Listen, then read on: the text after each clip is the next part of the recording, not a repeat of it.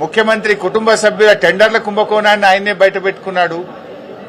బట్టి విక్రమార్క గారి ఆర్థిక శాఖలో బిల్లులు ఇయ్యడానికి పర్సంటేజీల కుంభకోణాన్ని ఆయన్నే గుర్తు చేశాడు. అంటే ఈ రాష్ట్రంలో జరుగుతున్న అవినీతి కుంభకోణాల చిట్టా చదివి అరే నన్ను ఒక్కనే కాదు నా చుట్టూ ఉండే మంత్రుల కుంభకోణాలను కూడా రాష్ట్ర ప్రజలకు చెప్పే ప్రయత్నం చేసినాడు. అంటే ఆయన తాపత్రయము, ఆయన ప్రయాస అంతా కూడా నేనొక్కనే కుంభకోణాలు చేయలేదు, నేనొక్కనే అవినీతి పరుండు కాదు, రాష్ట్ర కేబినెట్ లో చాలా మంది ఉన్నారని తన బురద అందరికి అంటించే ప్రయత్నం చేసినట్టుగా నిన్న ఆయన ప్రయత్నం కనబడ్డది. ఇలా నిన్నటి ప్రెస్ మీట్ తో రాష్ట్ర ప్రజలకు ఒకటైతే అర్థమైంది, ఆయన పొంగులేటి కాదు పొంగు లూటి అనేటువంటి విషయం చెప్పకనే చెప్పిండు నిన్న. ఇప్పుడు ఇష్యూ సింపుల్ బై ఇలా క్రషర్ కు సంబంధించి శాసనసభలో స్వయంగా రాష్ట్ర ముఖ్యమంత్రి చెప్పిండు. ఏం చెప్పిండు ముఖ్యమంత్రి?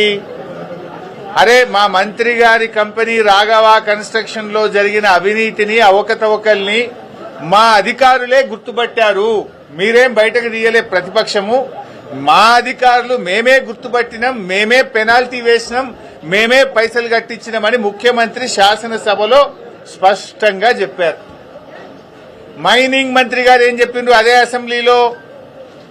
లేదా కరెంటు మీటర్ల షార్టేజ్ ఉండే అందువల్ల డీజిల్ జనరేటర్ మీద నడుపుకున్నాడు రాఘవ కన్స్ట్రక్షన్ అని మైనింగ్ మంత్రి చెప్పాడు. మరి అనుమతులు లేవు కదా అంటే అనుమతులు కొద్దిగా లేట్ అవుతాయి కదా, ఢిల్లీకి పొల్యూషన్ కంట్రోల్ బోర్డుకి అప్లై చేసుకున్నాడు రాఘవ కన్స్ట్రక్షన్స్ అని మైనింగ్ మంత్రి చెప్పాడు. అధికారులు ఏం చెప్పారు? ఒక్క అధికారి కాదు, revenue, electricity, pollution control board, mining department 4 శాఖల అధికారులు మైన్ ఇన్స్పెక్ట్ చేసి 4 శాఖల అధికారులు ఇది ఇల్లీగల్ మైన్, అనుమతులు లేకుండా నడుపుతున్న మైన్ అని 4 శాఖల అధికారులు రాఘవ కన్స్ట్రక్షన్ కు నోటీస్ ఇచ్చారు. అంటే ఇప్పుడు 4 శాఖల అధికారులు చెప్పింది తప్ప, పొంగులేటి చెప్పింది తప్ప, ముఖ్యమంత్రి గారు నిండు అసెంబ్లీలో చెప్పింది తప్ప, ఈ బాంబులేటి చెప్పింది తప్ప, మైనింగ్ మంత్రి చెప్పింది తప్ప, ఈ పొగరులేటి చెప్పింది తప్ప. ఇలా ఆయన సమాధానం చెప్పాలి. శాసనసభలో ముఖ్యమంత్రి, మైనింగ్ మంత్రి ఇద్దరు చెప్పారు ఇది రాఘవకు సంబంధించిందే, మా అధికారులే గుర్తుపట్టారు, రాఘవ మీద కేసులు పెట్టాము, రాఘవ దగ్గర డబ్బులు వసూలు చేసినామని నీ ముఖ్యమంత్రి, నీ మైనింగ్ మంత్రి, నీ సహచరులే చెప్పారు. నువ్వేం బుకాయిస్తున్నావు, అది నాకు సంబంధమే లేదు అని బుకాయిస్తున్నావు.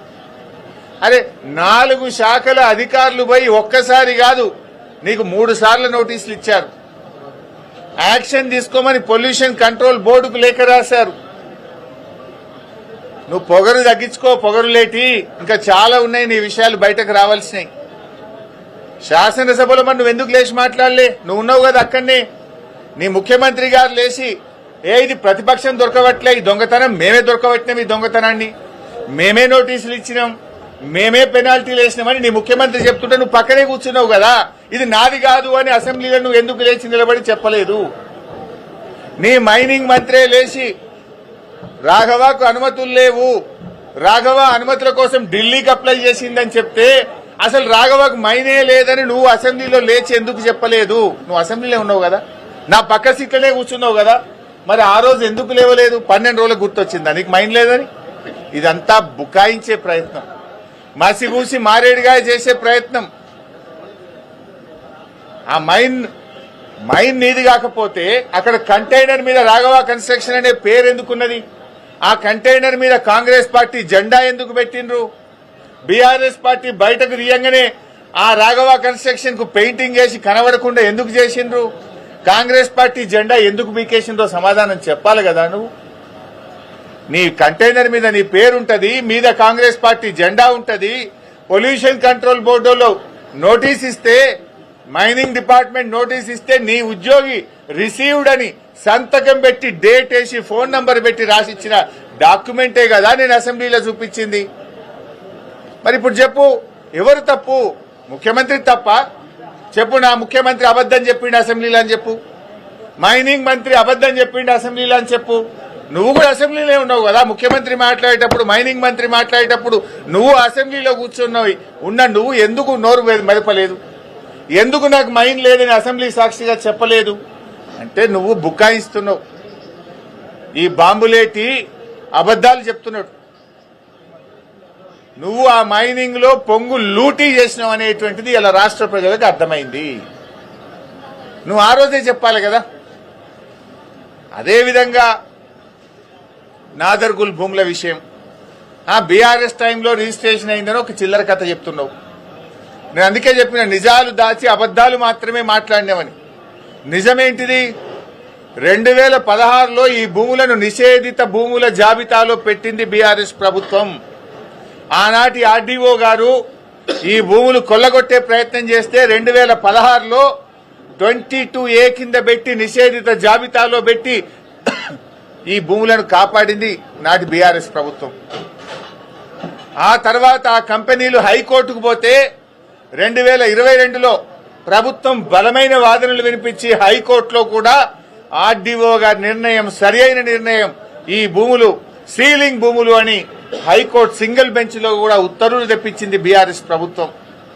ఆ తర్వాత డివిజన్ బెంచ్ కూడా కంపెనీలు పోతే హైకోర్టు డివిజన్ బెంచ్ లో కూడా ఆనాటి రెవెన్యూ డిపార్ట్మెంటు అధికారులు అద్భుతంగా వాదనలు వినిపించి ఇవి సీలింగ్ భూములే, అమ్మిన వారి మీద కొన్న వారి మీద క్రిమినల్ చర్యలు తీసుకోవాలని చెప్పి హైకోర్టు డివిజన్ బెంచ్ నుంచి కూడా జడ్జిమెంట్ తెప్పించింది బీఆర్ఎస్ ప్రభుత్వమే.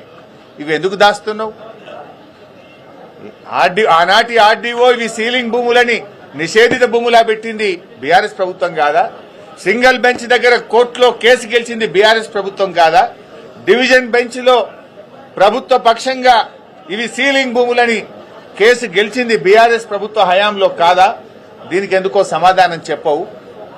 నిన్న మంత్రి గారు ఒక మాట అన్నాడు, ఈ భూములు మేము సుప్రీంకోర్టులో వచ్చిన తర్వాత మా ఆర్డీఓ గారు సుప్రీంకోర్టులో ఫైల్ చేసిండు అన్నావు. ఏమన్నాడు? ఇవి గవర్నమెంట్ భూములే అని సుప్రీంకోర్టులో మేము ఫైల్ చేసినాము, మా ఆర్డీఓ ఫైల్ చేసిండు అని పొంగులేటి గారు అన్నారు.